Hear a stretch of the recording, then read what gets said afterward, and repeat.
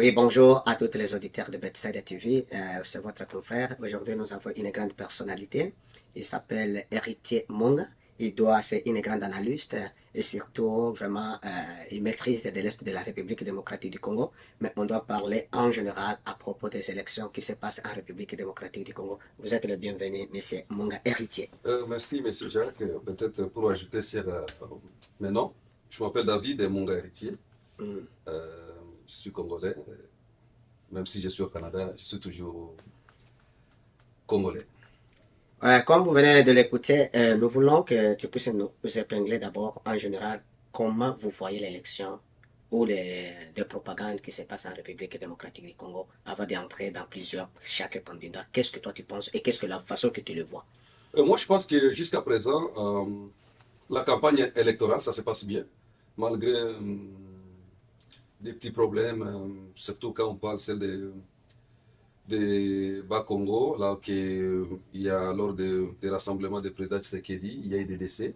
Et puis l'autre qui est décédé à Kindu, au Maniema, le coordinateur de la jeunesse de l'ensemble, dans la ville de Kindu. Mais je peux dire que selon mes observations, depuis 2006, parce que j'ai vu les élections de 2006, 2011, 2018, je trouve que cette campagne électorale, ça se passe mieux plus que les autres. Et selon vous? Oui, selon Et moi. vous êtes convaincu pour ça? Oui, parce que chaque candidat est libre de faire sa campagne, sans aucun problème. Et libre. Oui, ils ont des difficultés de moyens financiers. Par rapport, parce que si tu regardes en 2018, il y avait beaucoup de problèmes. Il y avait beaucoup de problèmes, surtout les candidats de l'opposition. Ils n'avaient pas assez de liberté pour faire sa campagne électorale. En 2018, en 2011, on a vu tout ce qui s'est passé à Kinshasa lors de la dernière journée de la campagne électorale entre le partisan de l'IDPS et puis contre le partisan de celui qui était président en place, le président honoraire Joseph Kabila. Joseph Kabila. Il y a eu des morts. Et puis en 2011, en 2006, si on regarde la rivalité qui était entre Bemba et Kabila, aujourd'hui, je pense que la campagne, ça se passe bien. Parce que Katumbi fait des tours de la RDC. Il y a Fayoulou, il y a Mouzito, il y a Francis Diongo. Donc, non, Diongo n'est plus, Francis Diongo n'est plus candidat parce qu'il a cédé. Il s'est allié avec aligné derrière avec le candidat numéro 3, Moïse Katumbi. Donc, on ne compte plus Franck Diongo, Matata Pone, Denis Sanga et puis Seth Kikoni. Ils font partie des 26. Donc, ils ont décidé de soutenir la candidature de Moïse Katumbi. Voilà pourquoi j'ai cité. Il y en a 26, il y a d'autres, de Noël Chani, de Théodore Ngo, il y en a beaucoup. Mais les cadors, ce que je peux dire, qu'il y a Mukwege, il y a Martin Fayoulou, il y a Floribert Anzuruni. Mais même lui, c'est bien d'essayer, mais il n'a pas le poids politique pour briguer la magistrature suprême de la RDC. C'est bien, il est jeune, il est soutenu par la société civile, mais je trouve qu'il devrait préparer tout d'abord, il devrait entrer à l'Assemblée nationale au lieu d'aller directement à la présidence. Il devrait tenter tout d'abord à la députation nationale. Et puis en 2028, essayer à la présidence. Parce qu'il est nouveau, il était président de Firimbi, des groupes citoyens, et puis c'est le candidat qui a été soutenu par la société civile. Donc l'ensemble de... Parce qu'au Congo, il y en a beaucoup de sociétés civiles. Lui, il représente la grande portion de la société civile de la RDC. Mais je trouve qu'il s'est trompé. Il s'est trompé, mais parce qu'il est sûr qu'il ne peut pas gagner des élections. Il est sûr. Voilà pourquoi je ne peux pas lui compter parmi les candidats qui ont beaucoup de poids. Là, si on parle de Tshisekedi et... Martin Fayoulou. Même Fayoulou. Fayoulou, actuellement, oui, il est candidat à cause des succès qu'il a eu en 2018. Mais il n'a pas assez de poids comme qu'il avait en 2018. C'est-à-dire, aujourd'hui, c'est Moïse qui a le... Je pense que ce sont deux candidats qui ont des poids. Oui, c'est le candidat qui fait peur au pouvoir en place. Comme vous venez d'écouter, c'est une grande personnalité que nous sommes, et il est venu ici dans notre studio Beltsaïda, comme il est en train d'analyser de la situation qui se passe en République démocratique du Congo. Même si nous sommes à l'extérieur, nous tous nous regardons de chez nous. En Swahili, nous sommes tellement très contents.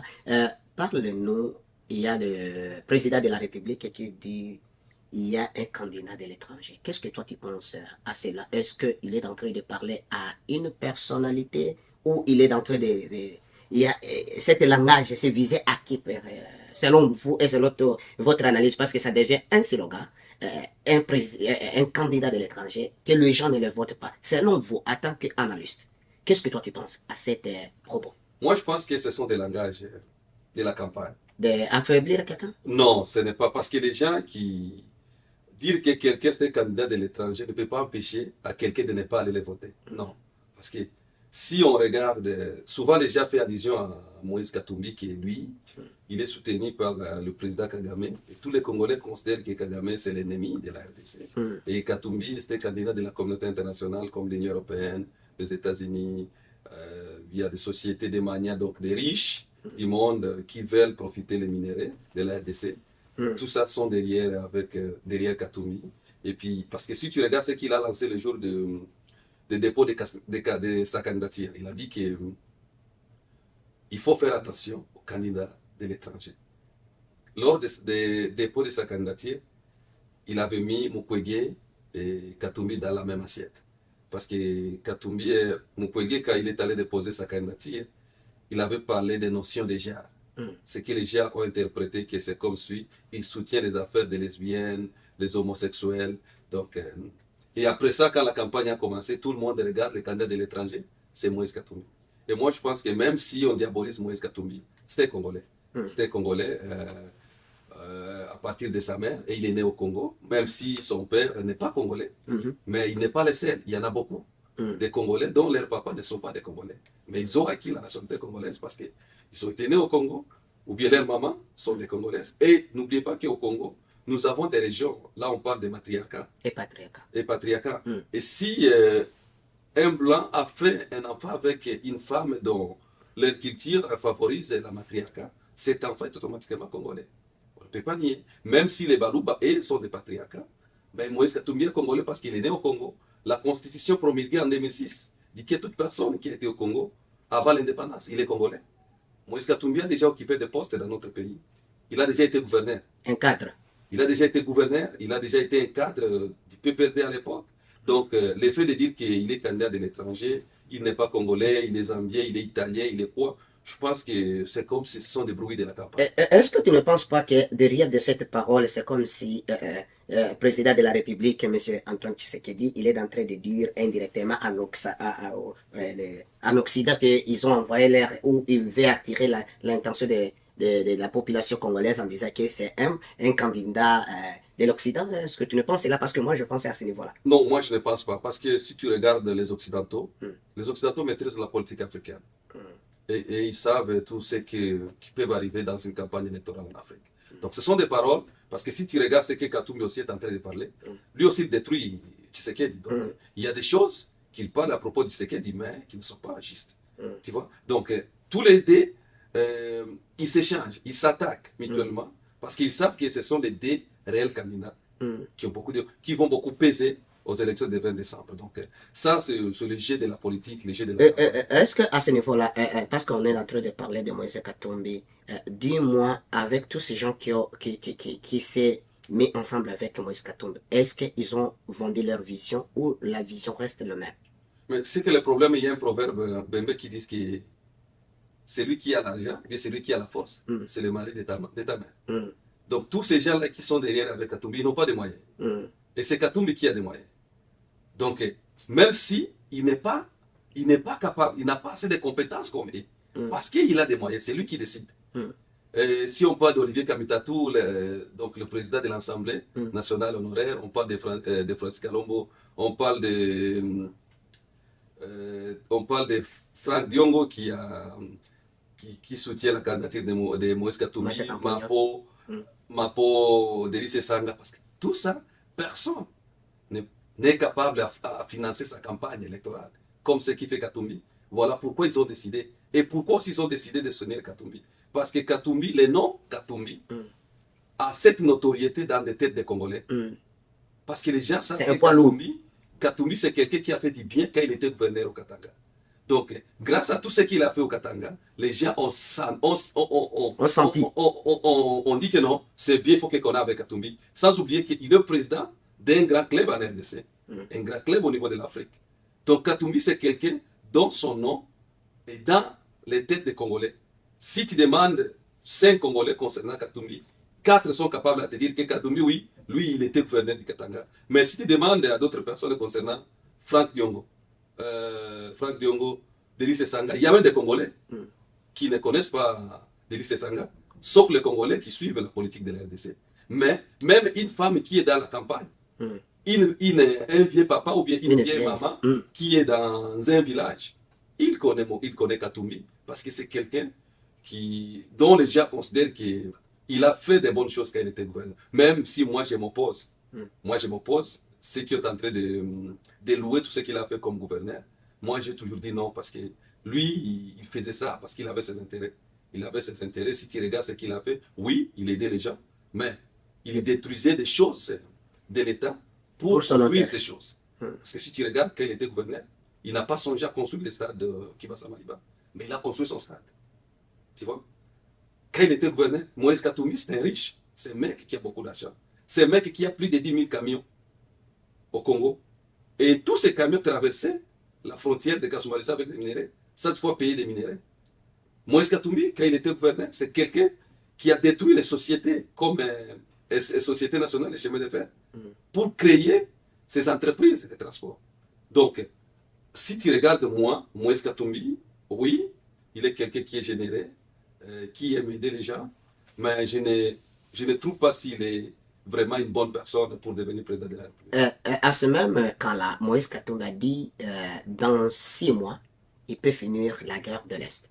En tant que toi, tu es un analyste, quelle est la méthode ou quel est un système qui doit finir la guerre de l'Est? Parce que tu es ressortissant qui vient de l'Est du pays. Quel est le mécanisme qu'il doit utiliser pour finir la guerre à l'Est? Et moi, je pense qu'il s'est trompé. Il ne peut pas terminer la guerre de l'Est pendant 6 mois. Ce sont des paroles de campagne, ce sont des promesses. Parce que la guerre de l'Est, moi, j'ai toujours dit que c'est une guerre de maquisards. Pour terminer une guerre de maquisards, ça demande du temps. Ça demande du temps. Parce que si tu regardes, tu fais des combats contre des gens que toi, tu ne maîtrises pas. Et tu ne sais pas c'est qui est assaillant. Et qui est derrière de cette... Donc, le problème, cette guerre de l'Est, j'ai toujours dit que ça demande, selon moi, ça demande 4 solutions. Parce que tu peux aller avec la diplomatie. La diplomatie, en oubliant faire la guerre, tu vas échouer. Tu peux aller avec la guerre, en oubliant la diplomatie, tu vas échouer. Tu peux aller avec l'aider la guerre, la diplomatie, sans fois oublier social, tu vas échouer. Tu peux aller avec social, diplomatie, la guerre, oublier économique, tu vas échouer. Donc c'est une guerre qui demande 4 solutions. Pourquoi? Je vais m'expliquer. Pourquoi? La guerre. Tu vas faire la guerre contre les assaillants, contre les rebelles. Ok? Et si tu arrives à vaincre les rebelles, ok? Il y a des anciens rebelles. Comment tu vas les aider? Comment tu vas les encadrer? Il faut que tu puisses trouver des moyens pour intégrer ces gens dans la société. Ce que n'est pas social. Okay? Il faut savoir comment, après la guerre, après avoir gagné la guerre, comment je vais faire pour intégrer ces anciens combattants dans la vie sociale, économique. Parce qu'il y a des gens qui s'enrichissent de cette guerre. Derrière, derrière ces rebelles-là. Les rébellions. Oui, derrière ces rebelles. Parce qu'il y a des gens qui font de l'argent. Donc, comment ces gens vont trouver de l'argent après la débâcle de ces groupes Fin de la guerre. Et développement. Parce que ces gens, il y a la destruction des villages. Il faut songer aussi comment à reconstruire ces villages. Et puis, une autre diplomatie, il faut avoir la diplomatie avec nos voisins. Parce que tous ces groupes rebelles qui se trouvent à l'est du Congo, ils ont des bases dans des pays voisins. Et pour que tu puisses arriver à avoir la confiance des pays voisins, il faut avoir une bonne diplomatie pour que tes voisins ne donnent pas l'opportunité à tes ennemis à aller se préparer dans leur pays. Voilà pourquoi je dis que c'est économique, social, diplomatique et la guerre. Donc, si tu veux terminer la guerre à l'est du Congo, il faut aller avec ces 4 voies-là. Oui, 4 voies. Économique, social, diplomatique et la guerre. Et ça prendra combien de... Moi, je pense que pour faire la guerre, il faut avoir de l'argent. Il faut avoir une armée républicaine. Il faut avoir une armée républicaine bien équipée. Alors qu'actuellement, avec l'armée qui se trouve à l'est du Congo, on a un grand nombre, mais on n'a pas de militaires. Parce qu'un militaire, c'est quelqu'un qui accepte de mourir. Mais si tu vois un soldat qui a peur de mourir, non, lui il n'est pas un soldat. Parce qu'un soldat, tu dois être prêt tu jures devant les drapeaux que moi, j'accepte de mourir. Et si tu Pour vas défendre défendre le pays, des nations. oui. Mais si tu vas en guerre, tu vas au combat, tu ne peux pas fuir parce que tu vois les ennemis sont plus forts qu'il faut. Tu peux reculer pour aller mieux se préparer. Mais si tu regardes au nord Kivu, il y a combien de généraux? Il y a beaucoup de généraux, mais tous ces généraux-là sont mis en déroute avec des rebelles, des colonels, des capitaines. Un général d'armée qui fouille un capitaine, qui fouille un lieutenant, c'est parce que ce sont des généraux qui n'ont pas passé par des étapes pour arriver à être général. Parce qu'un soldat qui arrive à être général, c'est quelqu'un qui a déjà gagné des batailles et des batailles. Ce n'est pas quelque chose que tu peux se révéler. Il a l'expérience. Oui. Tu peux se réveiller aujourd'hui et tu te trouves général. Non. Il y a des procédures à suivre. Il y a des victoires, il y a des médailles, il y a des victoires que tu as déjà eues. Là, les pays disent non, toi tu devais devenir, général d'armée. Mais ce n'est pas à cause des mixages, des intégrations, des brassages que tu devais. Non. Cela, tu ne peux pas faire là, tu ne peux pas gagner la guerre. Donc il faut avoir une armée. Pour avoir la diplomatie, il faut gagner la confiance de tes voisins. Pour social, je t'avais dit qu'il faut avoir des moyens pour passer à l'action, comment tu vas intégrer les anciens combattants dans la vie sociale. Parce que si on parle de M23, on utilise qu'il y a des Tutsis qui sont au Nord Kivu, qui sont bafoués, qui sont négligés par d'autres Congolais. Donc, si il y a une portion de ces Tutsis-là du Nord Kivu, qui sont des Congolais, suit cet mouvement-là. Cette idée des rebelles qui sont bafoués par des Congolais. Il faut essayer comment de convaincre ces Tutsis, parce qu'ils étaient corrects avec des Congolais avant 1996. Ils vivaient bien avec tout le monde. Ces problèmes-là que vous êtes discriminés avec des Congolais, ça a commencé après 1996, après la guerre d'After. Donc il faut essayer maintenant à convaincre ces groupes pour que la vie puisse retourner à la normale comme c'était avant 1996. Et tout ça, ça demande des méthodes. Voilà pourquoi j'ai dit que Katumbi, en donnant la promesse à la population de l'Est que moi, je vais terminer cette guerre dans 6 mois. Non. Ce sont des paroles de la campagne. De la campagne. Une fois qu'il est au pouvoir, il peut oublier. Il va laisser ça. Oui, comme vous venez de le dire, de l'écouter, monsieur Héritier, je pense, est-ce que présentement, c'était un bon moment de M. Mukwege de se présenter comme candidat à la présidence, selon vous? Moi, je pense que Mukwege s'est trompé lui aussi. Parce que, si je ne me trompe pas, Mukwege il est dans les 70. Il est dans les 70, comme ça, si je regarde son âge. Il s'est trompé. Il était bien respecté avec ce qu'il faisait à Panzi. Tu ne peux pas servir, tout le monde ne peut pas être président pour servir le pays. Tu peux servir le pays d'une autre façon, sans fois être président de la République. Et la politique, c'est quelque chose qui se construit, comme je t'avais dit. Tu ne peux pas emboîter la politique à l'âge de retraite. Non. Tu ne peux pas aller emboîter, tu ne peux pas aller en politique à l'âge de retraite. Mukwege, c'est quelqu'un dont la population du Congo respecte beaucoup à ce qu'il était en train de faire à Panzi. Mais aller en politique et candidat à la présidence, je pense que non. Il devrait commencer peut-être, s'il voulait se lancer en politique, il devrait commencer au niveau de sa province. Peut-être être gouverneur d'ici Kivu, pour essayer un peu de gagner, pour que les gens puissent savoir comment il va gérer des choses. Parce que là, il n'a pas d'expérience. Il n'a jamais été cadre d'un parti politique au Congo. Même s'il était peut-être partisan, mais il n'a jamais été cadre, considéré comme cadre d'un parti politique. Je pense que ça sera difficile pour lui. Si il a pris cette décision à cause des conseils, je pense que ce gens lui a beaucoup trompé. Parce qu'il ne peut pas gagner. Même si ce n'est pas moi qui va voter, mais il est sûr qu'il ne peut pas gagner. Oh, il est en train de faire, il est en train de mettre la base, selon vous? Non, non, non.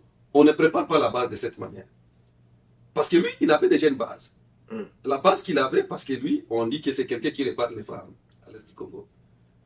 Pour lui, ça aurait été une bonne chose de commencer au niveau de la province. Ou bien soit d'aller à l'Assemblée nationale. Députation nationale. Oui, députation. Qu'il essaie à la députation nationale. Parce que tu peux servir ton pays mieux en état parlementaire. Parce que c'est le Parlement, c'est l'institution qui contrôle le gouvernement. Beaucoup de ministres viennent de l'Assemblée nationale.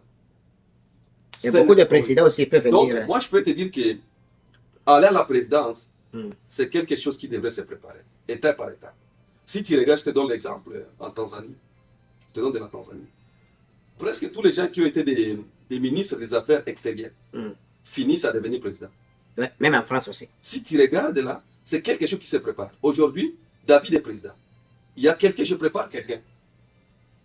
Après mon départ, lui déjà, on sait déjà les partis. Il sait comment... Les partis savent déjà qu'après tel, c'est tel. Ce n'est pas quelque chose qu'on doit se réveiller aujourd'hui. J'ai mon 64 000, que je n'ai pas une autre chose à faire avec 64 000. Il y a des gens qui ont contribué de partout 64 000 pour me donner pour que j'ai déposé ma candidature. Non. La politique, c'est quelque chose qui se prépare. Ça demande une fondation. Surtout, magistrature suprême. Pour quelqu'un, pour devenir président de la République. On est ici au Canada. Tu vois comment les gens, on a les messieurs là de NPD. Monsieur de NPD là, que je ne peux pas citer son nom. C'est quelqu'un qui a le poids dans la vie politique canadienne. Mais il ne peut pas être Premier ministre. Il fait toujours des coalitions avec des partis, soit des conservateurs. Il fait soit avec des maintenant, comme aujourd'hui, avec des libéraux. Tu vois? Donc lui, il fallait qu'il puisse aller à l'Assemblée nationale, selon moi. Mais, ce partisan, vous allez me pardonner. Mukwege, ce n'était pas le moment propice qu'il puisse briguer la magistrature suprême. Ce n'était pas un bon moment. Et ça, il devait rester là-bas. Il devait rester là-bas, à Panzi, de continuer à faire ce qu'il est en train de travailler. Oui, au lieu d'aller nuire à sa réputation. Parce que là, il y a des jeunes partis de la population qui soutiennent, par exemple, ceux qui soutiennent Katumbi. Ils vont le détester parce qu'il a refusé de soutenir la candidature de Katumbi. Et Katumbi, il avait besoin de lui. De lui. Ceux qui soutiennent Tshisekedi, ils vont lui détester parce qu'il devient ennemi de Tshisekedi.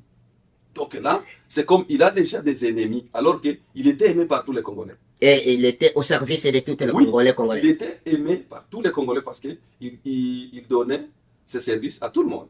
Et tout le monde était content d'y aller parce qu'il n'avait pas de part en politique. Il n'avait pas de parti pris comme on dit le français. Ouais. Merci beaucoup, monsieur Héritier Monga. Et comme j'ai vérifié aussi, Mukwege pour le moment, il a au moins 68 ans. Oui, donc il est presque. Oui, il est presque 70. 70, oui. C'est-à-dire qu'il était tout près. Ouais. Pour que nous sommes presque à la fin de notre émission, parlez-nous de monsieur Fayulu. Fayulu, il a dit qu'il ne doit pas y aller aux élections. Et après, Fayulu accepte qu'il doit aller à l'élection. Or, tous ces membres, ces partisans, ils ne sont pas allés déposer leur candidature. Est-ce qu'il y a un avenir politique pour Martin Fayulu Madidi? Selon vous? Moi, je pense que Katumbi, non, pas Katumbi, Fayulu, il s'est trompé. Si moi j'étais lui, j'aurais démarré avec ma décision. C'est que dans la vie, il faut être une personne de conviction. L'homme de parole. Oui, il faut être ferme à votre décision. J'ai toujours dit que ce n'est pas bien d'être impuissant. Kamaraley, l'écrivain guinéen. Enfant noir. Oui, l'écrivain guinéen, il disait toujours qu'un homme, jamais tu ne peux pas être impuissant. Impuissant, ce n'est pas avoir la force de faire l'amour avec une femme, non. Impuissant de ta parole. Si tu as dit quelque chose, il faut démarrer avec tes ton oui, que ça soit oui, ton non soit non. Surtout, si tu es une personne qui vise un jour d'être président de la République, il faut démarrer avec tes lignes. Tout le monde respectait Fayulu, mais maintenant, il est détesté. Parce que là, il est en train de faire la campagne pour devenir le président de la République. Quelqu'un qui n'a pas de candidat à la députation, ni au niveau de la province, ni au niveau national.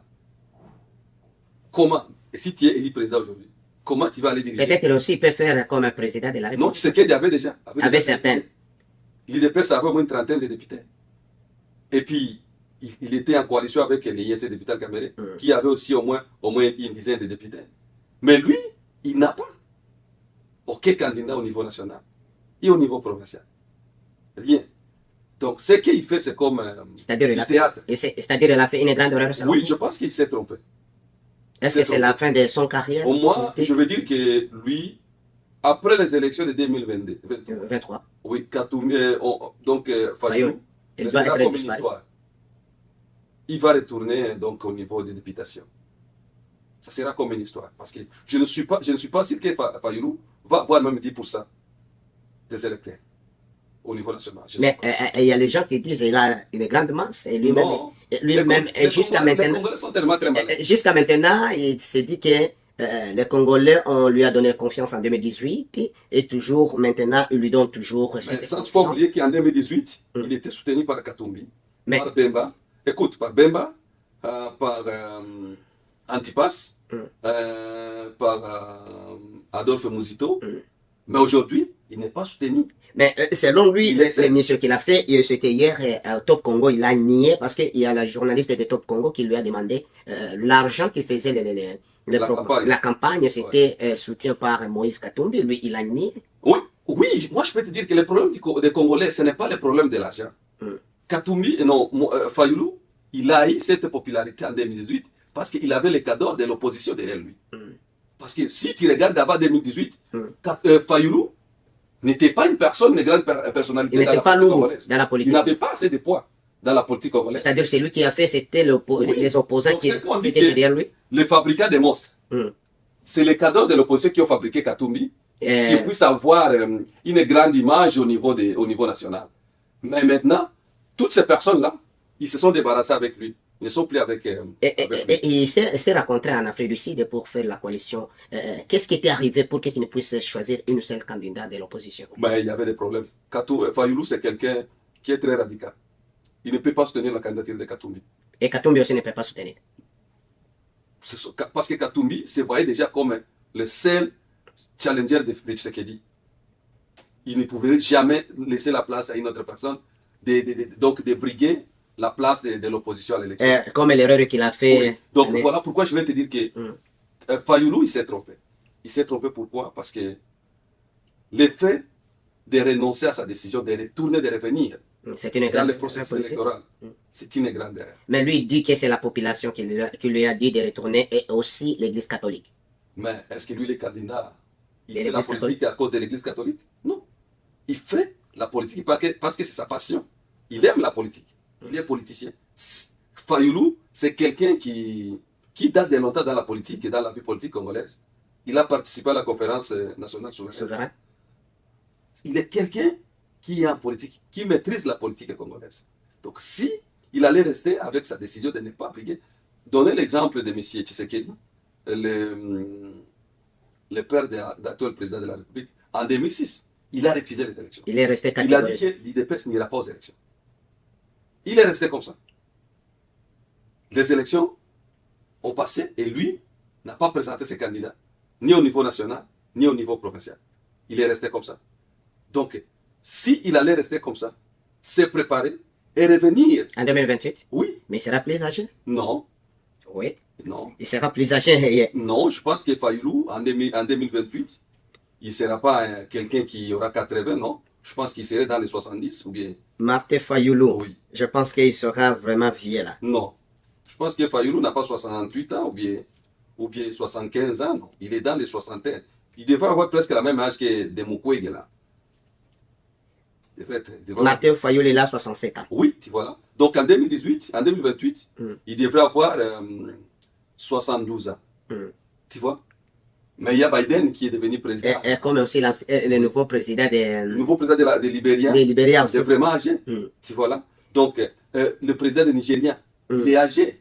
Mais aussi qu'on puisse aussi, comme tu viens de le dire, j'aimerais qu'on puisse aussi parler aussi des PPRD. Pourquoi les PPRD, ils ne sont pas amenés, ils n'ont pas choisi un candidat? C'est l'autre ton analyse pour qu'on puisse finir le président Félix Tshisekedi. Comme vous êtes analyste, est-ce que l'élection, ça se peut perdre? Est-ce que ça donne une bonne image ou ça ne donne pas une bonne image, selon vous? Tu sais que le PPRD, c'est un parti d'un seul décideur.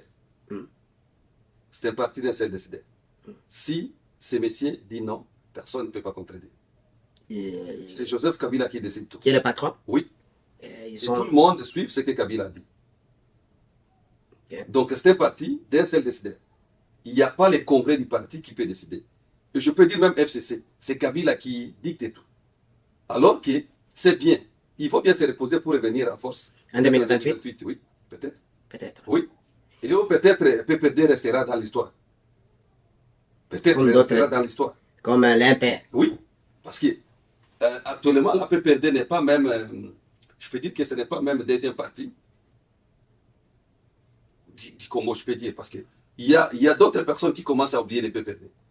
Au lieu de parler de PPD, on parle de FCC. Les gens savent que le FCC, c'est un parti politique. Au lieu au lieu de dire que FCC, c'est une coalition. Donc, les gens, il y a les gens qui commencent à oublier les partis PPRD. politiques. Et moi, je suis sûr que s'ils ne se réveillent pas, en 2018, en 2028, PPRD sera comme une histoire. Comme on parle des MPR, de Mobutu. AFDEL, Oui. de Laurent Si Désiré Kabila. ils vont continuer à suivre leur guide suprême, leur autorité morale, cette fois, se réveiller. Non, ils vont se retrouver en 2018, en 2028, que le PPRD n'existe pas. Et tu sais que pour que tu puisses être un bon leader, il faut former d'autres personnes à devenir leader.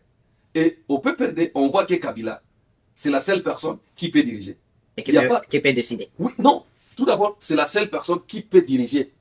C'est comme si Kabila était né pour être dirigeant. Alors que les Ramazani, les autres, les Mouilania, ne peuvent pas être des dirigeants. Mokozi Alobi. Oui, ils se trompent.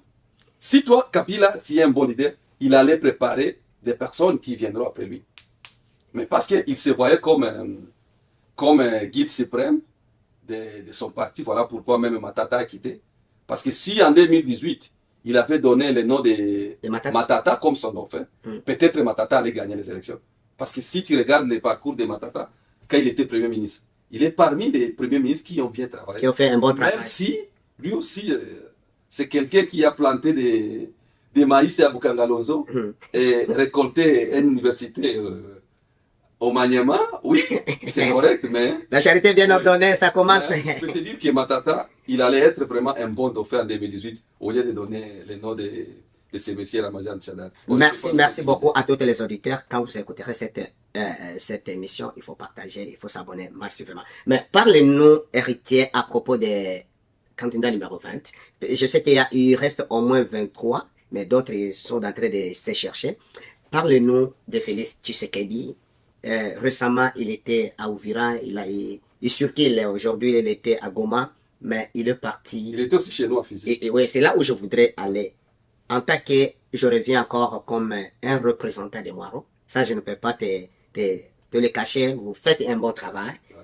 Président de la République, il est arrivé là où les gens des zones de physique, il fait la commémoration de nos frères, les innocents, les innocentes, qui sont morts à le temps de la RCD. Qu'est-ce que toi, en tant que les sortissants des zones de physique, qu'est-ce que toi tu penses, les gestes que le président fait, est-ce que c'est une grande geste pour la population des zones de physique ou la population de l'Est? Et qu'est-ce que vous, les gens de Moiro, vous êtes en train de se sentir de cette geste? Est-ce que ça vous fortifie ou ça vous donne, quelle est l'image que vous avez avec cette geste que le président de la République a fait et en général de sa campagne? Oui, pour faire une synthèse concernant les candidats numéro 20, je pense que au départ, les Congolais avaient placé beaucoup d'espoir à la personne de Félix Tshisekedi. Ouais. Ils ont oublié que c'est une personne. Et la politique est un peu partout au Canada. La politique, c'est un travail de promesses.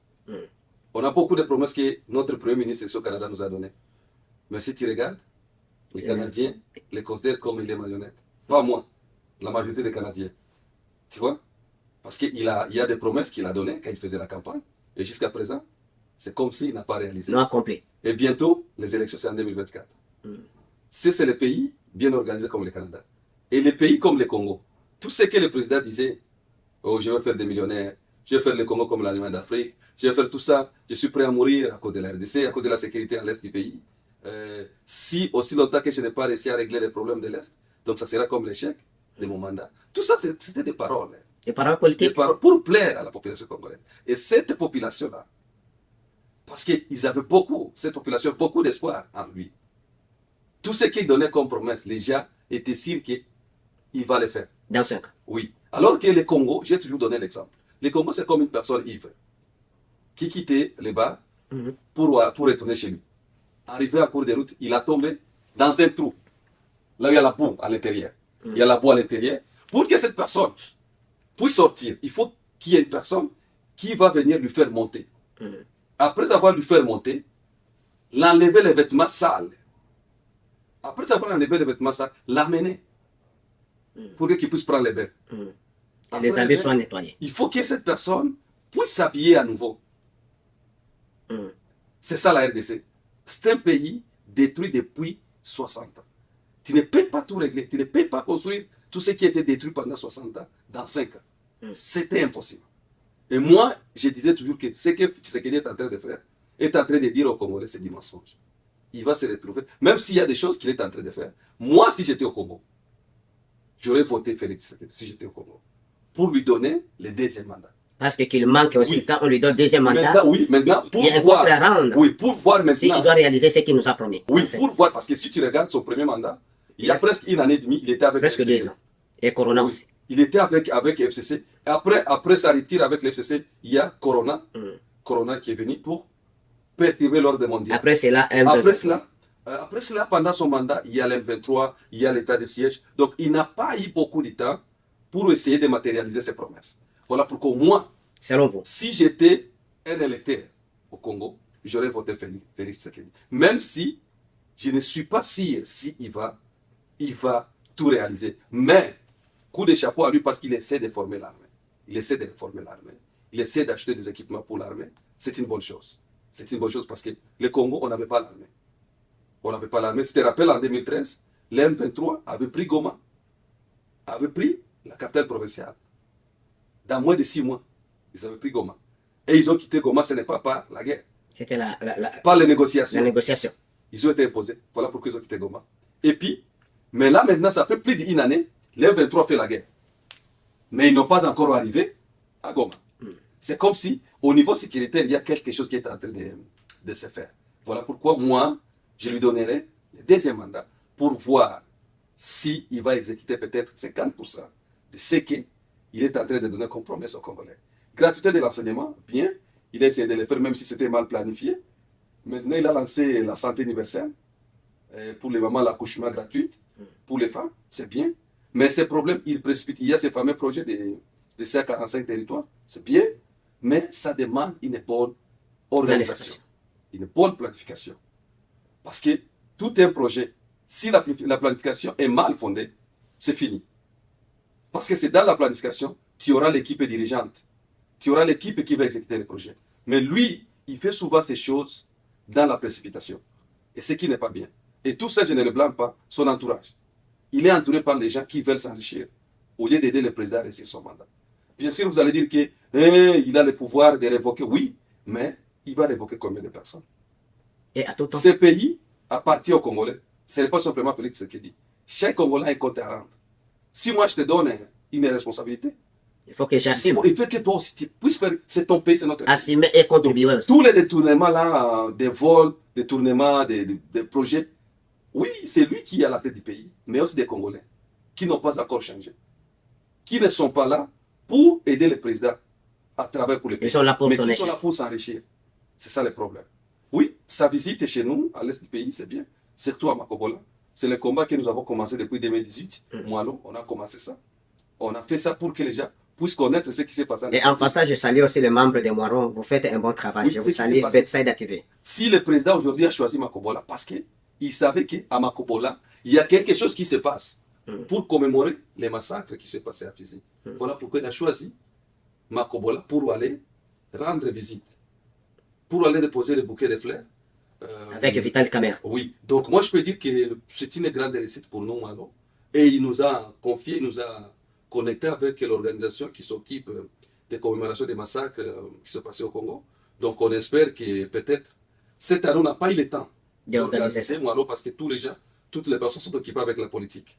Même si Malo nous sommes à la politique, nous ne sommes pas un parti politique, mais nous sommes affecté par la politique parce que si tu ne t'occupes pas de la politique t'occupera de toi. Donc, je peux dire que cette année, il n'y aura pas la commémoration, mais l'année prochaine, on va venir en force.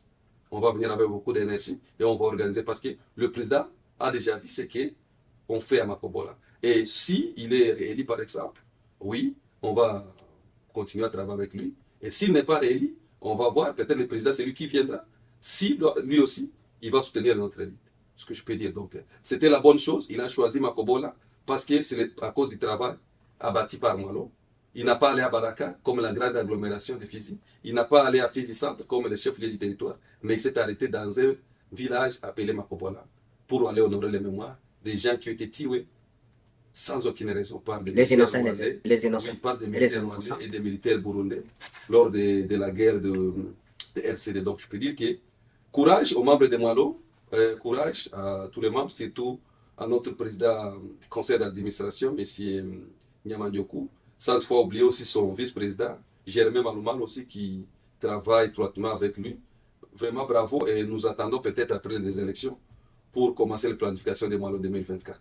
Et aussi, sans toutefois oublier aussi un grand membre qui vous parle aujourd'hui, analyste, Héritier Monga. Non, je suis un membre, c'est moi qui parle, je ne peux pas dire. C'est une grande personnalité. Il y en a beaucoup, on parle des Adolphe, Adolphe Selemani, on parle des ingénieurs Dodi, on parle des Bassonga, on parle de Jennifer, on parle de Sonia, on parle de Sandra, toute l'équipe là de Malo, on parle de Lumona qui est comme secrétaire, on parle de Lévis, on parle d'élus, on parle de beaucoup de personnes là qui s'occupent avec moi. Toute l'équipe de Malo en général, je vous salue et je dis que n'oublie pas que la lutte continue. En 2024, il faut que Corneille soit à Lulinda parce qu'on avait choisi Lulinda comme la prochaine place. Là, on va aller passer notre commémoration. Mais cette année, on n'a pas allé à Lulinda. Donc, les prochains villages, les prochains sites à aller visiter comme lieu de commémoration, ça sera Lulinda. Lulinda, c'est entre Lucenda et Kilimionga. Je ne sais pas si tu connais ce village-là. C'est entre Lucenda et Kilimionga. Lucenda, c'est le village de Chef Johnny. Et puis Kilimionga, c'est un village qui se trouve à côté de Mukolwe, côté de Mukol. Donc, nous serons à Lulinda l'année prochaine, en 2024, avec Dieu. Tout est possible. Merci beaucoup à tous les auditeurs de Betsaida TV, c'est votre fils. Je suis tellement très content de recevoir encore dans notre studio. Je pense que ça ne sera pas pour la dernière fois. Nous sommes dans le moment de la campagne de la République démocratique du Congo. Nous sommes tellement très contents. On te donne la dernière parole et saluer aussi ta famille qui te suit, à maman qui t'a donné cet temps de venir de faire l'émission. Vous êtes le bienvenu pour la... Juste la dernière parole, c'est juste d'interpeller mes compatriotes congolais d'aller voter le 20 décembre. Donc c'est dans moins de 10 jours. Il faut voter. Il faut voter les candidats de votre choix. Il ne faut pas voter par sentiment. Il faut voter à la personne que toi, tu crois qu'il sera utile pour le pays. Je salue aussi ma femme, Zawadi, qui est toujours derrière moi, qui soutient toujours tout ce que je suis en train de faire. Je salue aussi mes enfants, qui sont toujours à côté de moi. Je pense qu'un jour, on ira avec eux pour aller voir leur pays, qui est la RDC, même s'ils sont des Canadiens. Un jour, on va aller au Congo, qui puissent aller voir le pays de leurs ancêtres.